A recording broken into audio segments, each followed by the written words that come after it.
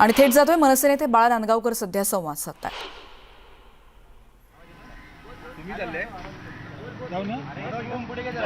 तो आहे सोबती मग तुम्हाला अरे येतो रे चला रोल रोल बाळाजी अचानक राज ठाकरे यांनी त्यांच्या ट्विटर हँडलवरून आपण अयोध्या दौरा रद्द करत असल्याचं जाहीर केलंय, स्थगित करत असल्याचं जाहीर केलंय। काय कारण राहिली? अनेक उलटसुलट चर्चा होत आहेत, नेमकं कारण काय आहे? नाही, मला वाटतं उलटसुलट चर्चा करण्याचं कारण नाही। आणि तुम्हाला कल्पना आहे की आता 22 तारखेला ते स्वतः बोलणार आहे आणि मला वाटतं 22 तारखेला ते ज्यावेळेला बोलतील त्यावेळेला अयोध्येचा दौरा तूर्त त्यांनी स्थगित केला, त्याची कारणं पण ते निश्चितपणे सांगणार आहेत। आणि म्हणून त्यांनी जो ट्विट केलं आहे ते ट्विटमध्ये स्पष्ट दिले की 22 तारखेला आपण बोलूच। त्यामुळे 22 तारखेला तुम्ही ऐकायला मी उत्सुक आहे की ते नेमकं काय सांगणार आहे। तुमच्यापेक्षा जास्त मी उत्सुक आहे। परंतु त्यांच्या प्रकृतीला घेऊन पण अनेक चर्चा चालू आहेत। त्यांनी पुण्याचा दौरा सुद्धा एक दिवस आटोपता घेतलेला होता। त्यांची प्रकृती नेमकी काय कशी आहे? आणि नाही, मला वाटतं त्या विषयावरती सुद्धा कदाचित ते भाष्य करतील असं मला वाटते। त्याच्यामुळे आता हा तर त्यांच्या वैयक्तिक प्रकृतीचा विषय असल्यामुळे मी काय त्या प्रकृतीविषयी बोलणं उचित नाही, पण निश्चितपणे त्या दिवशी साहेब या विषयावरती। तर एकूणच आता राज ठाकरे यांची पुण्यात सभा होती आहे, यापूर्वी देखील सातत्यानं सभा झाल्या, वेगवेगळे विषय मांडण्यात आले। काल एक स्पष्ट संकेत मिळाले की राज ठाकरेंच्या रडारवर औरंगजेबांची कबर, त्यासोबतच ज्या प्रकारे अकबरुद्दीन ओवैसींनी चादर चढवली, हे सगळे विषय असतील। मला वाटतं साहेब आता सर्वंकष विषयाला हात घाल दिला आणि केवळ आता हे विषयाच्या सोबत महाराष्ट्राचे काही विषय आहेत ना, त्या विषयावरती पण निश्चित। बरं, मग आज आता बैठक झाली, तुमच्या आजच्या बैठकीत काय झालं ते तरी सांगा। त्यांच्या आजच्या बैठकीमध्ये आता दौऱ्याला निघालेले आहेत आणि पुढे काय त्याच्याविषयी चर्चा झाली। अयोध्येचा दौरा स्थगित झाल्यामुळे विरोधकांनी देखील आता त्यांच्यावर टीका करण्यास सुरुवात केलेली आहे। काय हरकत नाही ना। स्क्रिप्ट होती आता बघा, आम्ही धरूनच चाललेलो आहोत की दौरा स्थगित, दौऱ्याला निघालो तरी बोलणार, नाही गेलो तरी बोलणार, स्थगित केलं तरी बोलणार आणि 22 तारखेला आम्ही बोलणार त्याच्यावरती। संजय राऊत म्हणतात की अयोध्येमध्ये सुरक्षा हवी असेल तर आम्ही देतो। हो, आता तेवढंच बाकी राहिलेलं आहे म्हणून तुमच्याकडून घ्यायची सुरक्षा, काय आवश्यकता नाही। आपण जर बघितलं तर महाराष्ट्रात तुम्ही सातत्यानं सरकारकडे सुरक्षेची मागणी करता, पण एकीकडे महाराष्ट्रातल्या सुरक्षेची अयोध्येत सुरक्षा पुरवण्याचा मानस शिवसेनेचा आहे। चांगली गोष्ट आहे। जाऊ द्यायला निश्चितपणे संजय राऊतांनाही सांगू का चला तुम्ही पण, तुम्ही आले म्हणजे आम्हाला सगळी सुरक्षा येईल ना। मग तिकडची लोक थोडे संजय राऊत नुसता जरी असला, कारण नाहीतरी महाभारतात संजय राऊतच होता ना, नाही का? मग तो नुसता समोर असला तरी खूप झालं, सुरक्षा ऑटोमॅटिक आली, बाई कोणाची गरज नाही लागणार। संजय राऊत जर संजय आहे तर मग रुद्रराष्ट्र कोण आहे? आता तुम्ही ठरवायचं, मी काय सांगणार। कांचनगिरी यांनी म्हटलंय की राज ठाकरे यांनी उत्तर भारतीयांची जी काय भूमिका होती त्याबाबत दिलगिरी व्यक्त केली होती त्यांच्या बैठकीत, असं त्यांनी ते मला वाटतं की साहेबांनाच माहिती आहे, मलाही माहिती आहे त्या विषयावरती। आणि कांचनगिरी माझ्या आल्या होत्या, त्यांना जाऊन आता किती एक महिने होऊन गेलो, थोड्या दिवसात काही विषय नव्हता। दावा केलाय ते बोलले असतील पत्रकार परिषदेमध्ये, मला तसं काही ऐकवत नाही। संदीप देशपांडे यांना जामीन मंजूर झाला आहे, ते आज आता मुंबईत दाखल सुद्धा झालेले आहेत। त्यांनी आरोप केलेला आहे की पोलिसांनी दरम्यानच्या काळामध्ये तुमचे इतर मनसैनिक जे होते त्यांचा छळ केलेला आहे, त्यांना अतिशय दुष्ट अशा सगळे जे क्रिमिनल्स आहेत त्यांच्यामध्ये बॅरेकमध्ये ठेवलं गेलेलं होतं। विशेषतः संतोष साळींबद्दल ते म्हणाले। मला असं वाटतं की जेलमध्ये गेल्यानंतर कोणाला कुठे ठेवायचं हे काय आपण बघत नाही। त्यांना काहीतरी माहिती कोणीतरी दिली असेल म्हणून त्यांनी ते बोललं असेल ते असं असेल, पण आता जेलमध्ये गेल्यानंतर प्रत्येकाला एक एक जागा त्या तिथे राहायलाच लागतं। त्याच्यामुळे आता जेलमध्ये काही फार कमी लोक आहेत जी चांगली लोक जातात, बाकी क्रिमिनलच जात असतात, कधी कधी चुकूनही काही लोक जातात, तशी असतात कधी कधी। राज ठाकरेंच्या औरंगाबाद सभेनंतर राज्यात इतरही काही अनेक सभा झाल्या, मुख्यमंत्र्यांची स्वतःची सभा झाली, ह्या सगळ्यांनाही हात घालण्याचा प्रयत्न आता पुण्याच्या सभेच्या माध्यमातून होणार आहे। मला असं वाटतं की तुम्ही जर संभाजीनगरची सभा पाहिली असेल तर त्या सभेमध्ये साहेबांनी जे काही विषय मांडले त्याच्यामध्ये कुठेही कोणाचा उल्लेख केला नव्हता। त्यांचे विषय महत्त्वाचा होता तेवढाच मांडला होता आणि तरी पण ते न उल्लेख करताना सुद्धा त्यांचा उल्लेख केला जातो, ह्याच्यातच आम्हाला आमचं काय ते मिळतंय ना। म्हणजे आम्हाला न उल्लेख कोणाचाही न करता आमच्या नावाचा उद्घोष होतोय, त्याचा आम्हाला आनंद आहे.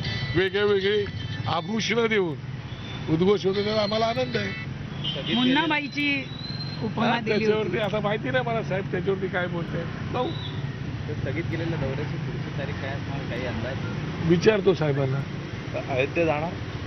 आता तर तूर्तास स्थगित केलेलं आहे ना, तूर्तास असं झालंय ना, मी पण वाचले नाही ते असं. तूर्तास स्थगित केलेलं आहे, त्याच्यामुळे तो कधी पण ओपन होऊ शकतो. थँक्यू. थँक्यू. तुम्ही येणार आता पुण्याला? आम्ही तर अयोध्येचं बिलकुल हे करून ठेवलं होतं. माझे किती आहे? मनसे नेते बाळा नांदगावकर यांनी आता पत्रकारांशी संवाद साधला आणि त्यांनी म्हटलंय की राज ठाकरे यांचा दौरा तुर्तास स्थगित झालाय आणि पत्रकारांच्या इतरही प्रश्नांना त्यांनी आता उत्तरं दिलेली आहेत. राज ठाकरे यांनी काही वेळापूर्वीच या संदर्भातलं ट्विट करून हा दौरा तुर्तास स्थगित करत असल्याचं सांगितलंय. पुण्यातली जाहीर सभा मात्र परवा होणार आहे.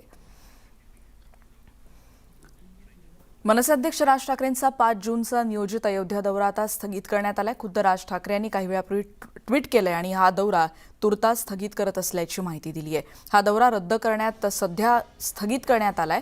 रविवारची पुण्यातली सभा मात्र होणार आहे. या सभेत दौऱ्याबद्दल अधिक माहिती देऊ असंही राज ठाकरेंनी ट्विटमधून स्पष्ट केलंय. प्रकृतीच्या काही समस्यांमुळे राज यांचा हा बहुचर्चित दौरा पुढे ढकलण्यात आल्याची माहिती मिळते. त्यामुळे अयोध्या दौऱ्यासंदर्भातलं राज ठाकरेंचं ट्विट आता आपण एकीकडे बघतोय आणि त्यांनी म्हटलंय की तुर्तास हा दौरा स्थगित करत आहोत आणि त्यापुढे पुण्याच्या सभेची अधिक माहिती देखील त्यांनी दिलेली आहे. गणेश कला क्रीडा केंद्र पुणे असं त्यांनी दिलंय. तुर्तास अयोध्या दौरा स्थगित, महाराष्ट्र सैनिकांनो या असं आवाहन देखील त्यांनी केलेलं आहे. सविस्तर बोलूच रविवार 22 मे सकाळी 10 वाजता अशी दौऱ्याचं ठिकाण, दौऱ्याची वेळ असं देखील त्यांनी या ट्विटमध्ये नमूद केलंय.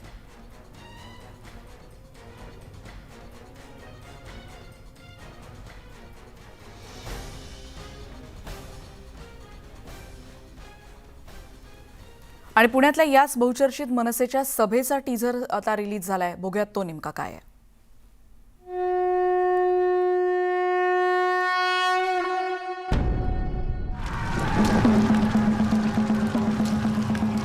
सरळ भाषेमध्ये समजत नसेल ना ते एकदा काय ते तिच्या आईला होऊनच जाऊन दे.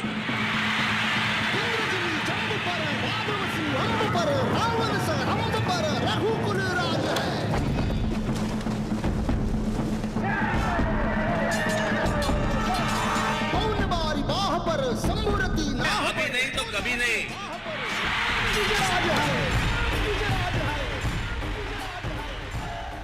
गेल्या अनेक दिवसांपासून चर्चेत असलेल्या मनसे अध्यक्ष राज ठाकरे यांचा अयोध्या दौरा तुर्तास स्थगित करण्यात आल्यानंतर संजय राऊत यांनी त्यावरून खोचक टोला लगावलाय. आम्हाला विचारलं असतं तर राज ठाकरेंना आम्ही मदत केली असती असं संजय राऊत म्हणालेत. महाराष्ट्रातील नेत्यांचा आपल्या फायद्यासाठी भाजप नेहमीच वापर करून घेत आली असल्याची टीका संजय राऊत यांनी यावेळी केली. इतर पक्षाचे काही कार्यक्रम तिकडे होते आणि आपल्या माध्यमातून मला समजते की त्यांनी ते रद्द केले 5 जूनच्या वगैरे कार्यक्रम. पण त्यांना जर काही सहकार्य हवं असतं तर आम्ही नक्की दिलं असतं 5 जूनच्या कार्यक्रमासाठी. कारण शेवटी अयोध्या आहे. अयोध्येमध्ये किंवा उत्तर प्रदेशमध्ये शिवसेनेला मानणारा फार मोठा वर्ग आहे आणि अयोध्येत शिवसेनेचं नेहमीच स्वागत केलेलं आहे. अयोध्येच्या जनतेने, साधू संतांनी, अयोध्येच्या राजकारण्यांनी आपल्या उत्तर प्रदेशमधल्या. पण मला असं कळलं की ती आता जात नाही आहे. काय अडचणी आहेत मला माहीत नाही. भारतीय जनता पक्षानं असं त्यांच्या बाबतीत का करावं हे चुकीचं आहे. प्रत्येक वेळेला भारतीय जनता पक्ष अशा प्रकारचा खेळ करतं आणि महाराष्ट्रातल्या नेत्यांना वापरून घेतं त्यांच्या राजकीय स्वार्थासाठी. त्यातला असा प्रकार मला दिसतो आहे. पण ठीक आहे, यातून एक शहाणपण जर काही लोकांना आलं तर बरं होईल, कारण यात नुकसान महाराष्ट्राच्या नेतृत्वाचं होतं. संजय राऊत यांनी दिलेल्या प्रतिक्रियांनंतर पुढची बातमी आहे. राज ठाकरे निश्चितपणे पुढच्या काळामध्ये अयोध्येचा दौरा करतील असा विश्वास भाजप नेते प्रवीण दरेकर यांनी व्यक्त केलाय. मागची भूमिका, कारण त्या ठिकाणच्या सभेत ते सांगतील आणि ब्रिजभूषण यांच्यामुळेच दौरा रद्द झाला असं काही मानायचं कारण नाही. तिथल्या काही लोकांची ती भावना होती. ब्रजभूषण याचं वैयक्तिक ते उभं केलेलं आंदोलन होतं. पक्षानं कुठेही अधिकृत भूमिका या संदर्भात घेतली नव्हती आणि त्याच्यामुळे समन्वयाच्या माध्यमातून येणाऱ्या काळात त्यांचा दौरा होऊ शकतो.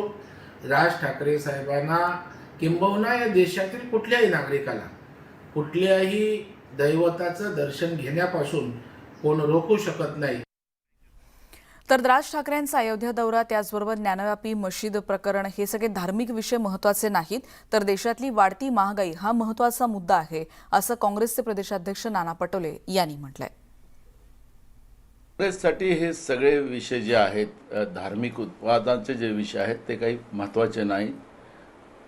दररोज रुपया खाली पडते आहे, देशामध्ये रोज महागाई वाढते आहे, बेरोजगारीचा प्रश्न निर्माण झालेला आहे, शेतकऱ्यांचे प्रश्न आहे, गरिबीचे प्रश्न आहे. या सगळ्या प्रश्नावर काँग्रेस चिंतित आहे आणि या सगळ्या प्रश्नाला न्याय कसा मिळेल, मग केंद्र सरकारच्या मुळे झालेली सगळी प्रश्न, ती लढाई आमची आहे. मुख्य जनतेचे प्रश्न डायव्हर्ट करण्यासाठी या पद्धतीचा हा धर्मांध विषय निर्माण केला जातो, त्याच्यामध्ये काँग्रेसला कुठलाही रस नाही. नाना पटोले यांनी प्रतिक्रिया देताना म्हटलेलं आहे की हे सगळे धार्मिक विषय आता महत्त्वाचे नाही आहेत आणि सगळ्यांसाठी महत्त्वाचा, सर्वसामान्यांना सध्या जो प्रश्न भेडसावतो तो महत्त्वाचा म्हणजे महागाईचा आहे आणि त्याकडे लक्ष देण्याची जास्त गरज आहे. बेरोजगारीचं प्रमाण वाढतंय असं देखील त्यांनी यावर प्रतिक्रिया देताना म्हटलंय.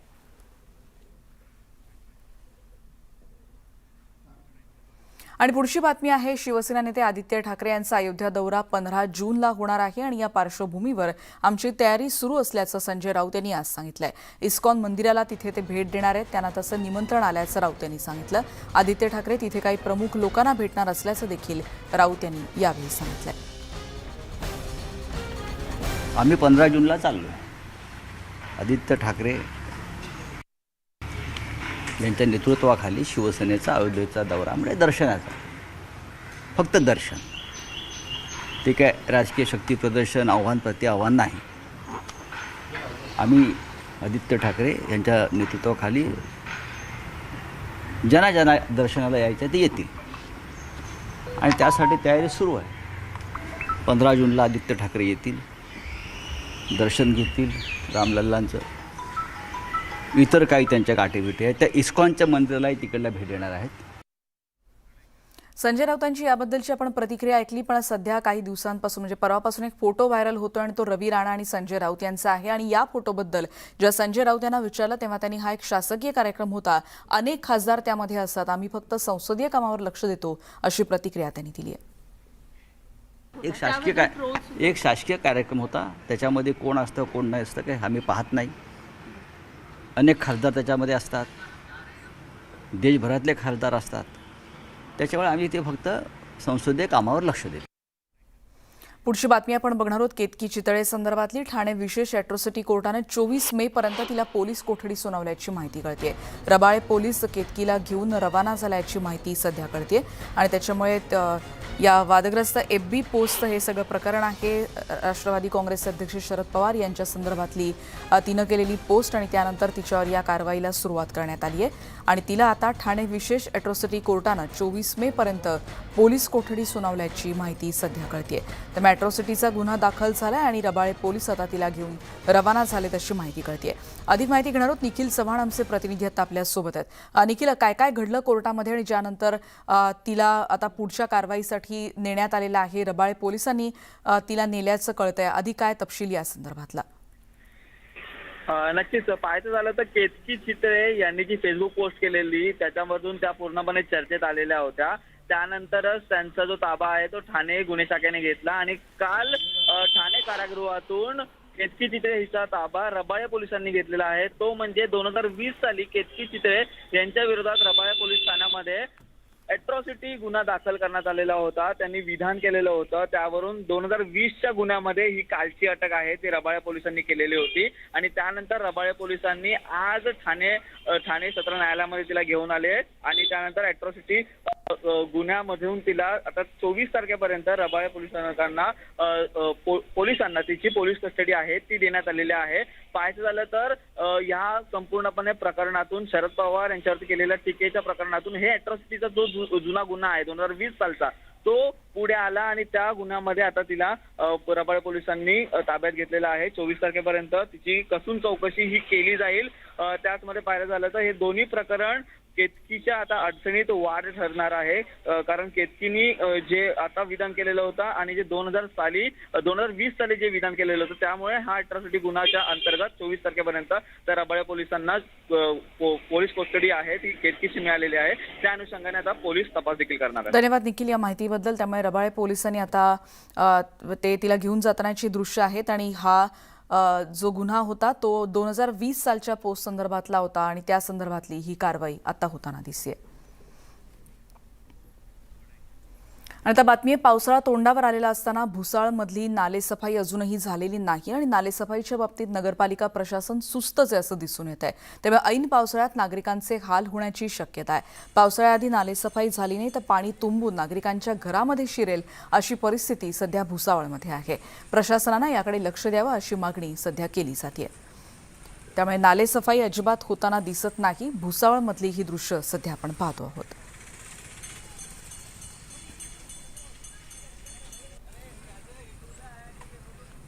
त्यामुळे 20 तारीख आली आज मे महिन्याची आणि काही दिवसातच पावसाचं आगमन होणार आहे आणि त्या दरम्यान नालेसफाई पूर्ण होणं निश्चितच गरजेचं आहे.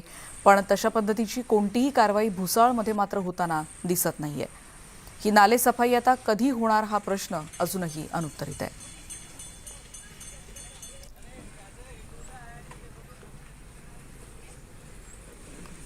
भुसावळमधली परिस्थिती आपण बघितली. आता जाऊयात उल्हासनगरमध्ये, कारण उल्हासनगरमध्ये पावसाळ्यापूर्वी केल्या जाणाऱ्या नालेसफाईला अजून सुरुवातच झालेली नाहीये. ही दृश्य जर आता आपण बघत असाल तर नालेसफाईची महापालिकेकडून निविदा प्रक्रियाच अजून पूर्ण झालेली नाही. त्यामुळे अंमलबजावणी कशी होणार हा तर महत्त्वाचा प्रश्न आहे. शहरातले नाले कचऱ्यानं असे तुडुंब भरलेले आहेत.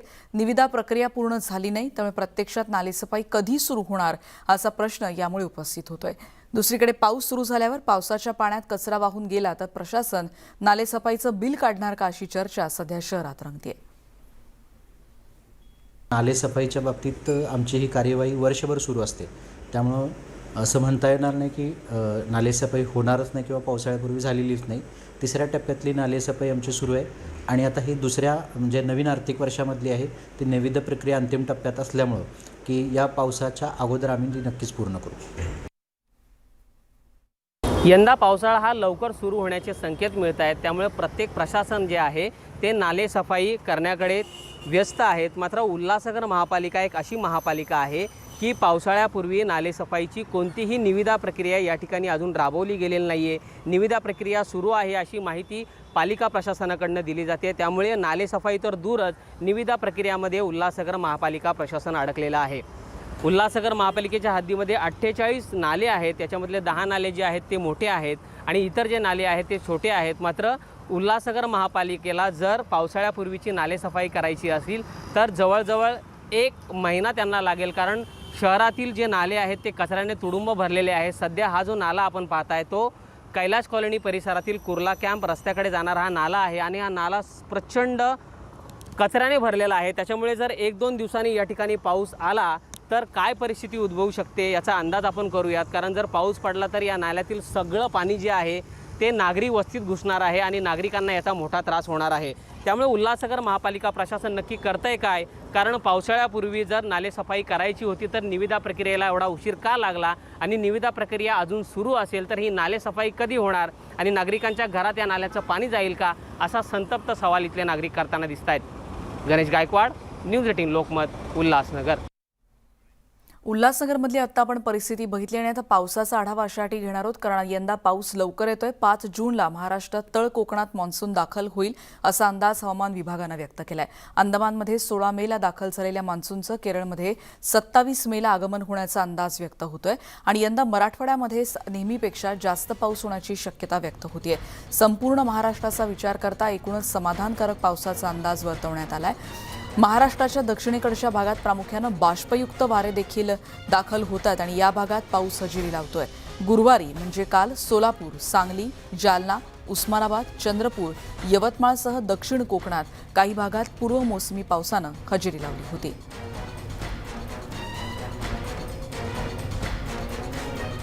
राज्यातल्या याच अनेक भागामध्ये पूर्वमोसमी पावसानं हजेरी लावल्याची बातमी आता आपण बघतोय आणि यामुळे उकाड्यानं हैराण झालेल्या नागरिकांना काल काहीसा दिलासा मिळाला. आपण आता दृश्य बघतोय गुहागर, सोलापूर आणि जालन्यामधली. चिपळूणमधल्या गुहागरमध्ये देखील रात्रभर पावसाची रिपरिप सुरू होती. सकाळपासूनच वातावरण ढगाळ होतं, त्यामुळे आजही पावसाची शक्यता तिकडे वर्तवली जाते. दुसरी दृश्य आहेत सोलापुरातली, कारण ग्रामीण भागात पावसाचा जोर पाहायला मिळतोय. वादळी वाऱ्यासह इथे जोरदार पाऊस झालाय. ऐन उन्हाळ्यात पावसाळा आल्यासारखं चित्र इथे पाहायला मिळालं आणि जालन्यातही मुसळधार पावसाची नोंद झाली. वीज पुरवठा इथे खंडित झाला होता आणि शहरभर त्यामुळे काल अंधार पसरला होता.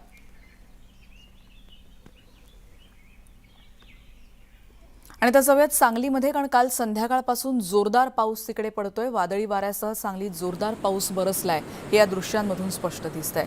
जतसारख्या दुष्काळी भागात पावसानं जोरदार हजेरी लावली. अनेक नाले ओढे तुडुंब भरून वाहत आहेत. वळसंग ते पाचापूर पुलावरून पाणी गेलं, त्यामुळे रस्ता बंद झाला. पुलावरून पाणी गेल्यामुळे जत पूर्व भागाचा संपर्क तुटलेला होता. त्यामुळे भर उन्हाळ्यात हा पूल पाण्याखाली गेलेला आहे आणि कालच्या पावसाच्या हजेरीमुळे हे सगळे ओढे आता भरून व्हायला सुरुवात झाली आहे. सांगलीतली ही दृश्य सध्या आपण बघतोय. किरण मोहितेंकडून अधिक माहिती घेऊयात. किरण, जोरदार पाऊस झालेला दिसतोय, काय आणखीन अपडेट या संदर्भातले? नक्कीच मान्सून पूर्व पावसाने अक्षरशः सांगली जिल्ह्याला झोडपून काढलेला आहे. अनेक भागांमध्ये मुसळधार पाऊस जो आहे तो कोसळलेला. अनेक ठिकाणी या पावसामुळे नुकसान देखील झालेलं आहे. वनगळ असेल त्या ठिकाणी जो काही पूल होता तो पूल देखील पाण्याखाली गेल्यामुळे अनेक गावांचा संपर्क जो आहे तो तुटलेला आहे. अनेक झाडं जे आहेत ते उन्मळून पडलेले आहेत. अक्षरशः पावसाच्या अगोदरच एकंदरीत या ठिकाणी पूर परिस्थिती निर्माण झाल्याची दृश्य या ठिकाणी आपल्याला पाहायला मिळत आहेत. मागील काही 2 वर्षामध्ये जे काही कोयनेतून पाणी सोडल्यानंतर त्याचा फटका जो आहे तो सांगली जिल्ह्याला मोठ्या प्रमाणात बसला होता. मात्र या मान्सून पाऊस सुरू व्हायच्या अगोदरच या झालेल्या पावसामुळे अनेक भागांमध्ये जे आहे ते नुकसान झालेलं आहे. अनेक गावांचा संपर्क तुटलेला आहे. पूल जे आहे ते पाण्याखाली गेलेले आहेत. धन्यवाद किरण या माहितीबद्दल. आणि त्याच्यामुळे पूल पाण्याखाली गेल्यामुळे काही गावांचा संपर्क तुटल्याची माहिती आमचे प्रतिनिधी आता देत आहेत.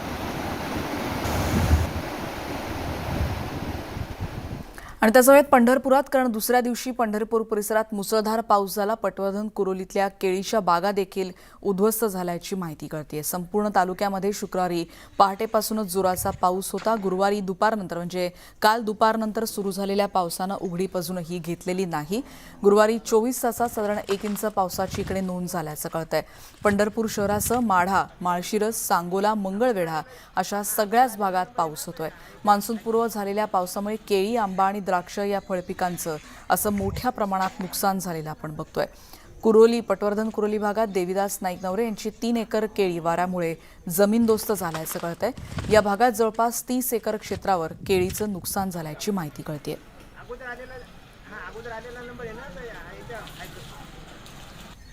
पुढची बातमी आहे आसामची, कारण मुसळधार पाऊस तिथे सुरू आहे आणि तिथे पूरस्थिती निर्माण झाली. अशात पुराच्या पाण्यात सेल्फी घेताना एक मुलगा वाहून गेल्याची धक्कादायक घटना घडली आहे. सुदैवानं त्याचा जीव वाचवण्यात यश आलंय, पण असं धाडस करू नका असंच आवाहन केलं जात आहे.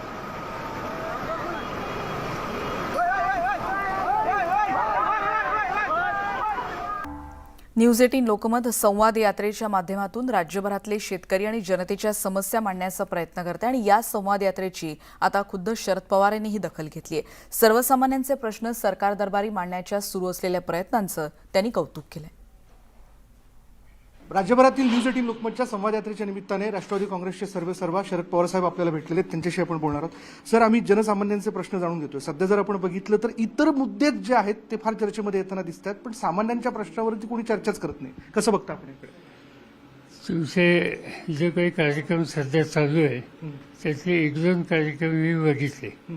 तुम्ही ज्या ठिकाणी जाता त्या ठिकाणी वेगवेगळ्या क्षेत्राच्या लोकांच्या तुम्ही त्यांना प्रश्न उपस्थित करून मुलाखती घेतात आणि त्याच्यामध्ये त्या मुलाखती घेतल्याच्या नंतर जे काय ऐकायला मिळतं ते आज देश पातळीवर ज्या सगळ्या गोष्टीची चर्चा आहे त्या संबंधीची चर्चा लोकांच्या प्रश्नातून होतच नाही.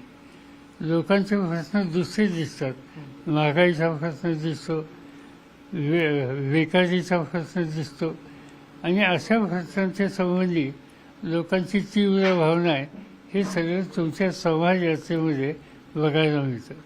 माझ्या मते जे काही तुम्ही उपक्रम हातामध्ये घेतला आहे तो निश्चित निर्णय घेण्याचा अधिकार असलेल्या लोकांच्या दृष्टीनं महत्त्वाचा आहे.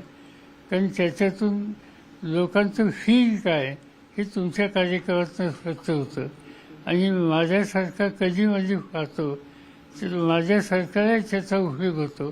कारण राज्यामध्ये जे निर्णय घेणारे आमचे सहकारी आहेत त्यांच्या कानावर तुमच्या कार्यक्रमातून जे ऐकायला मिळतं ते घालायला संधी मला स्वतःला मिळते. आणि म्हणून मला असं वाटतं की तुमचा हा उपक्रम चांगला आहे, तो चालू ठेवा.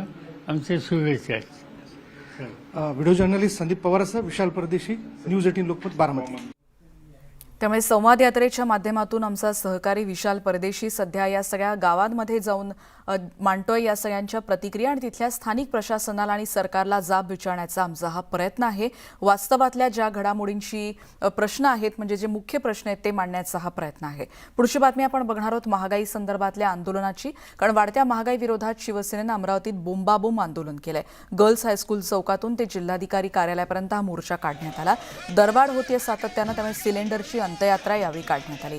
वाढत्या महागाईमुळे थेट केंद्र सरकारचा निषेध या आंदोलनातून करण्याचा हा प्रयत्न होता. अधिक माहिती घेणार संजय शेंडे आमचे प्रतिनिधी आता आपल्या सोबत आहेत.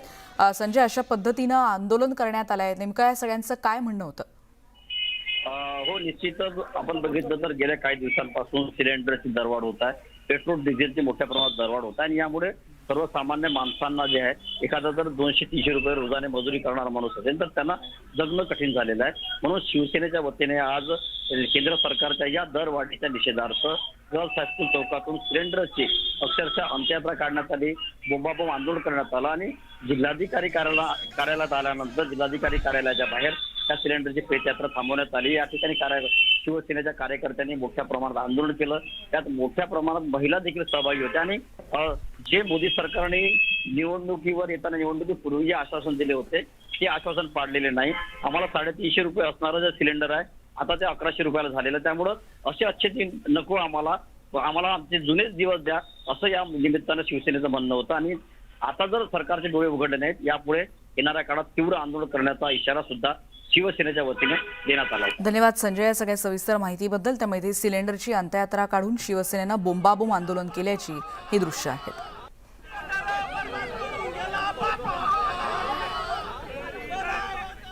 पुढची बातमी एका अपघाताची. चंद्रपूर मूल मार्गावरच्या अजयपूर इथे अपघातात 9 जणांचा मृत्यू झालाय. अजयपूर गावाजवळ काल रात्री 2 ट्रकमध्ये हा भीषण अपघात झालाय. पेट्रोल वाहतूक करणारा टँकर आणि लाकूड नेणाऱ्या ट्रकमध्ये समोरासमोर धडक झाली आणि त्यामुळे या अपघाताची दाहकता आपण समजू शकतोय. या अपघातानंतर टँकर आणि ट्रकचे टायर फुटले आणि त्याच्यामुळे आग लागली. ट्रकचे टायर फुटल्यामुळे ही आग भडकली आणि या आगीमध्ये 9 जणांचा होरपळून मृत्यू झालाय. मृतदेहांची ओळख मात्र अजून पटलेली नाही. या सगळ्या संदर्भातला तपास आता पोलीस करतायत.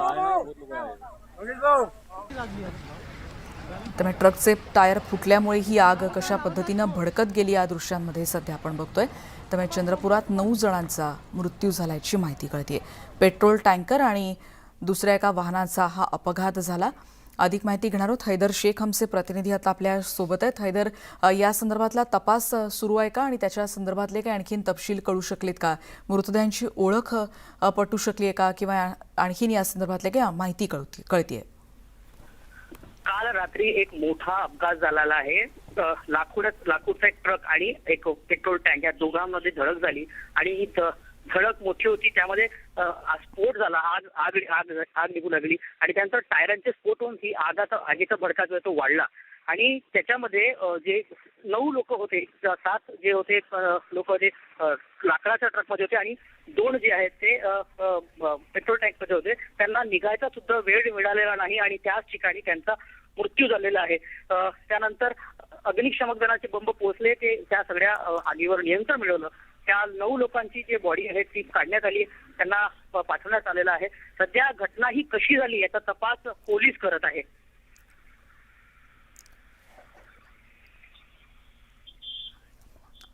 धन्यवाद हैदर या माहितीबद्दल. 9 जणांचा यामुळे मृत्यू झाल्याची भीषण घटना, या 2 वाहनांचा अपघातात आणि त्यामुळे 9 जणांचा होरपळून मृत्यू झाल्याची दुर्दैवी बातमी चंद्रपुरातून आली आहे.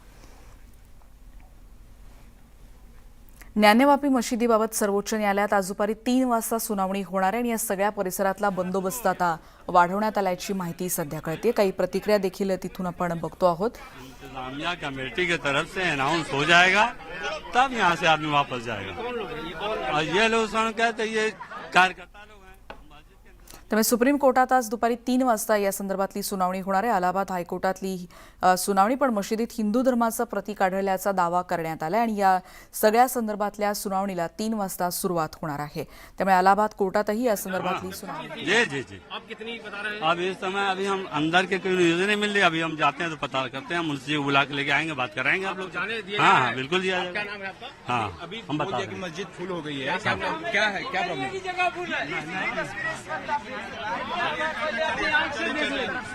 सर्वेक्षण अहवालात वेगवेगळे दावे करण्यात आले होते आणि या सगळ्या परिसरात आता बंदोबस्तात वाढ करण्यात आल्याची ही दृश्य आहेत. मशिदीमध्ये हिंदू धर्माचं प्रतीक आढळल्याचा दावा करण्यात आलाय, पण असं कोणतंही प्रतीक आढळलं नसल्याचा दावा देखील प्रतिपक्षाकडून करण्यात आलेला आहे. त्याच्यामुळे नेमकी सत्य परिस्थिती काय आहे या सगळ्याचा सर्वेक्षण अहवालाचा अभ्यास केल्यानंतर या संदर्भातली सुनावणी आज देशाचं लक्ष सुनावणीकडे लागलं. 3 वाजता ही सुनावणी होणार आहे.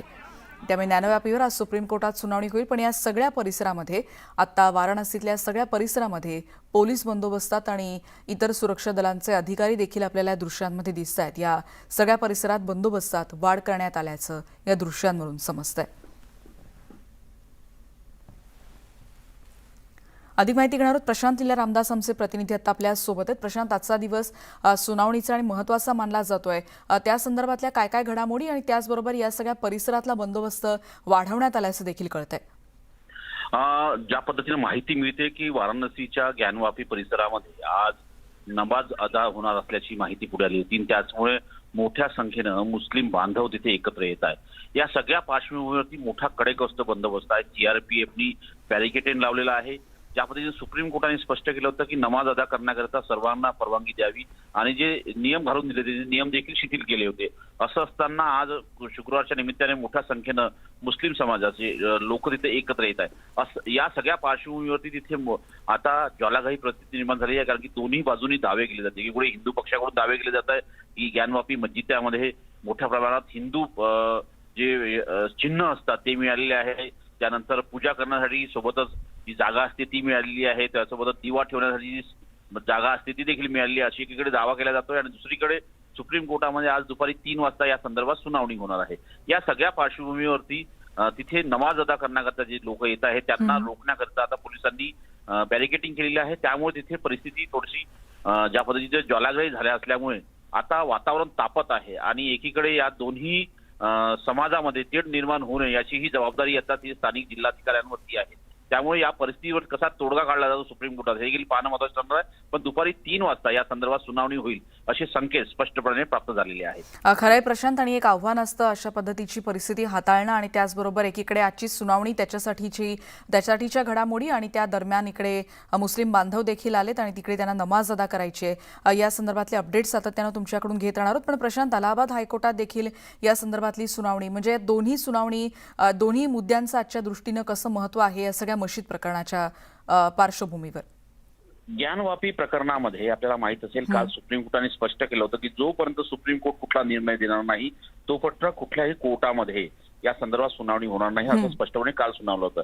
एकीकडे अलाहाबाद हायकोर्टाची सुनावणी सुरू आहे, त्यानंतर वाराणसीच्या स्थानिक न्यायालयाची सुनावणी सुरू आहे. त्या स्थानिक न्यायालयात जर बघितलं आपण तर तिथे स्पष्टपणे माहिती मिळाली होती की ज्या पद्धतीने तो अहवाल आलेला आहे 70 पानाचा, जो खास करून तिथले कोर्ट कमिशनच्या वतीनं अहवाल देण्यात आला आहे, त्या अहवालात स्पष्ट करण्यात आलेला आहे की अनेक प्रकारचे पुरावे आहे असे दावे केले जात आहे आणि त्या अहवालाच्या आधारावरती या सगळ्या कारवाई होत आहे असंही त्यांनी बोललं जातं. आणि कोर्ट कमिशननी स्पष्ट केलं होतं की ती मस्जिद नसून ती मंदिर आहे. हा मस्जिद आणि मस्जिदचा जो वाद आहे, मंदिर आहे मस्जिद आहे, हे जोपर्यंत कोर्ट स्पष्ट करत नाही तोपर्यंत यावरती स्पष्टपणे बोलणं शक्य होणार नाही. पण या घडीला सुप्रीम कोर्टाने स्पष्ट केलं की जोपर्यंत सुप्रीम कोर्ट या संपूर्ण प्रकरणामध्ये आपले दिशानिर्देश देत नाही तोपर्यंत कुठल्याही कोर्टात सुनावणी होऊ नये आणि ती सुनावणी थांबून ठेवावी. त्यामुळे आता उच्च न्यायालय म्हणजे खास करून अलाहाबाद उच्च न्यायालयाची सुनावणी होऊ शकत नाही आणि स्थानिक न्यायालयात देखील सुनावणी होऊ शकत नाही.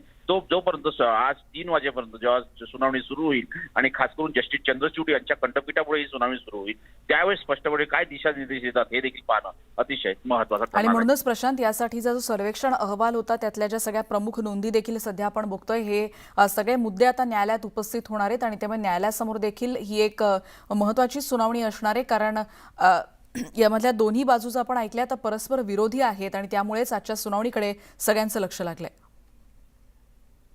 जर बघितलं ज्या पद्धतीनं ज्ञानवापी मस्जिदीचा परिसर आहे आणि या ज्ञानवापी मस्जिदीच्या परिसरामध्ये मोठ्या संख्येनं लोक एकत्र येत आहे. लोक एकत्र येण्याचं मागे कारण देखील आहे, कारण की काल सुप्रीम कोर्टाने स्पष्ट केलं होतं की कुठलेही निर्बंध जे तिथे घालून देण्यात आले होते, एक निश्चित आकडेवारीपेक्षा जास्त लोक तिथे जाऊ शकणार नाही असं स्पष्टपणे स्थानिक न्यायालयाने स्पष्ट केलं होतं. ते निर्बंध सुप्रीम कोर्टाने उठवले आहे आणि त्यांनी स्पष्ट केलं सुप्रीम कोर्टाने की तिथे नमाज अदा करता येणार आहे तुम्हाला. आणि याशिवायही जिथे दावे केलेले आहे की जिथे हिंदू चिन्ह मिळालेले आहे त्या भागांना बॅरिकेडिंग करण्यासंदर्भात आणि त्याची सुरक्षा करण्याची जबाबदारी स्थानिक जिल्हाधिकाऱ्यांना देण्यात आली होती. आणि त्या दरम्यान काल ज्या पद्धतीने सुनावणी होणार होती, पण अचानक काल जे हिंदू पक्षाचे वकील आहेत त्यांची तब्येत काही क्षणासाठी त्यामध्ये बिघडली आणि त्यानंतर सुप्रीम कोर्टाने स्पष्ट केलं की या संदर्भातली सुनावणी आज शुक्रवारी म्हणजे 3 वाजता घेण्यात येणार आहे. त्यामुळे आज जोपर्यंत या संदर्भातले दिशानिर्देश येणार नाही, हे मी वारंवार यासाठी सांगतोय की कारण की ज्या पद्धतीचे दावे केले जात आहे, एकीकडे हिंदू पक्षाचे दावे वेगळे आहेत, त्यानंतर मुस्लिम मस्जिद कमिटीच्या सदस्यांचे दावे वेगळे आहेत. या दोघांच्याही दाव्यांना जर अर्थ घ्यायचा असेल तर आपल्याला 3 वाजेची वाट पाहावी लागेल आणि 3 वाजल्यानंतर सुप्रीम कोर्ट काय दिशानिर्देश देतं त्याच्या आधारावरतीच हे मस्जिद आहे की मंदिर आहे हे स्पष्ट येणार आहे. हो, खरंय प्रशांत, आणि म्हणूनच क्षणाक्षणाचे अपडेट तुमच्याकडून घेत राहणार आहोत. ज्ञानव्यापीवर आज सुप्रीम कोर्टात दुपारी 3 वाजता सुनावणी होणार आहे. आणि ब्रेकनंतरची एक महत्त्वाची बातमी, मुंबईतली ही दृश्य आता आपण बघतोय. राज ठाकरे सध्या पुण्याच्या दौऱ्यासाठी मुंबईतून रवाना झालेत आणि तिथली ही दृश्य सध्या आपण बघतोय. मुंबईतल्या दादर इथल्या त्यांच्या शिवतीर्थ या निवासस्थानाहून राज ठाकरे यांच्या गाड्यांचा ताफा सध्या पुण्याकडे रवाना होतोय. पुण्याचा खरं तर परवा 3 दिवसांचा त्यांचा दौरा होता, पण तब्येत ठीक नसल्यामुळे ते मुंबईला आले होते आणि परवा म्हणजे 22 तारखेला त्यांची पुण्यामध्ये सभा होतीये, ज्याच्याविषयीचा तपशील देखील देण्यात आला आणि ते आता पुढच्या दौऱ्यासाठी म्हणजे पुण्याच्या दौऱ्यासाठी रवाना होत असतानाची ही दृश्य सध्या आपण बघतोय. त्या दरम्यान त्यांच्या अयोध्या दौऱ्यासंदर्भात देखील प्रचंड उत्सुकता होती, पण तुर्तास हा दौरा स्थगित करत असल्याचं ट्विट त्यांनी काही तासांपूर्वी केलेलं आहे आणि यावरून देखील वेगवेगळ्या चर्चा सध्या सुरू आहेत. पण या संदर्भातलं कारण आपण पुण्यात सांगणार असल्याचं देखील त्यांनी म्हटलंय. प्रणाली कापसे आमच्या प्रतिनिधी आता आपल्यासोबत आहेत. प्रणाली. रेणुका, सकाळपासूनच राज ठाकरे यांच्या घरी बैठकांचं सत्र सुरू होतं. सुरुवातीला आपण बघितलं होतं की मनसेचे जे महत्वपूर्ण नेते बाळा नांदगावकर असतील, मग नितीन सरदेसाई असतील, अविनाश अभ्यंकर असतील, ही सगळी मंडळी आज सकाळी राज ठाकरे यांच्या घरी सगळेजण पोहोचले. त्यानंतर बाळा नांदगावकर यांनी जी प्रतिक्रिया दिली आहे प्रसारमाध्यमांना त्याच्यामध्ये त्यांनी स्पष्ट केलेलं आहे की हा दौरा स्थगित झालेला आहे. राज ठाकरे यांची थोडीशी प्रकृती जी आहे ती खराब असल्यामुळं हा दौरा पुढे जात असल्याचे संकेत त्यांनी दिलेले होते. तरी याबाबतचं सगळं स्पष्टीकरण किंवा याबाबत पुढची भूमिका जी आहे ती राज ठाकरे त्यांच्या पुण्याच्या सभेमध्ये जाहीर करतील अशी माहिती बाळा नांदगावकर यांनी दिलेली आहे. सोबतच जेव्हा त्यांना संजय राऊत यांच्याबद्दल विचारण्यात आलं की संजय राऊतांनी असं म्हटलेलं आहे की राज ठाकरेंना हवं असेल तर सुरक्षा आम्ही पुरवतो अयोध्येमध्ये, त्यावर ते बाळा नांदगावकर यांनी अशी प्रतिक्रिया दिली आहे की आमच्यावर अजून तशी वेळ आलेली नाही, पण तरी संजय राऊतांना वाटत असेल तर हवं तर आम्ही त्यांना आमच्यासोबत घेऊन जातो, म्हणजे त्यांच्या निमित्तानं आम्हाला आपोआप असा टोमणा सुद्धा त्यांनी संजय राऊत यांना मारलेला आहे. एकूणच बाळा नांदगावकर यांनी स्पष्ट केलेलं आहे की राज ठाकरे यांची सभा ही तुर्तास स्थगित झालेली आहे.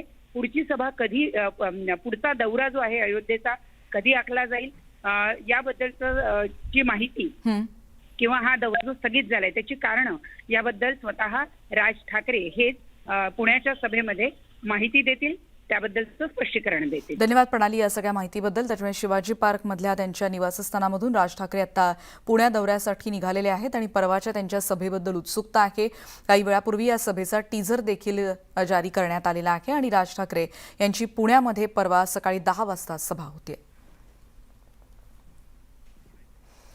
पुढची बातमी आहे बीडमधली. अनैतिक संबंधांसाठी पत्नीसह सख्ख्या पुतण्याला, भाच्याला आणि अन्य एकानं क्रूरतेचा कळस पार केला असंच म्हणावं लागेल, कारण अनैतिक संबंधात अळसर ठरणाऱ्या नवऱ्याचे नवऱ्याचा खून करण्यात आल्याची माहिती कळली. या घटनेचा पोलिसांनी 9 महिन्यांनी उलगडा करण्यात पोलिसांना यश आलंय. या तिन्ही आरोपींना अटक करण्यात आली आणि या आरोपीला म्हणजे या व्यक्तीच्या पत्नीच्या शोधासाठी पथकं रवाना करण्यात आली. या घटनेनं नात्यांना काळीमा फासला असंच म्हणावं लागेल, कारण मृतदेहाचे 2 तुकडे करण्यात आले होती. इतकं क्रौर्य या गुन्ह्यामागे लपलेलं आहे. अनैतिक संबंधांसाठी हे कृत्य करणाऱ्या नराधम आरोपींवर कडक कारवाई करावी अशी मागणी नागरिक करतायत. सुरेश जाधव यांच्याकडून अधिक माहिती घेऊयात. सुरेश, अत्यंत धक्कादायक असाच हा सगळा प्रकार म्हणावा लागेल.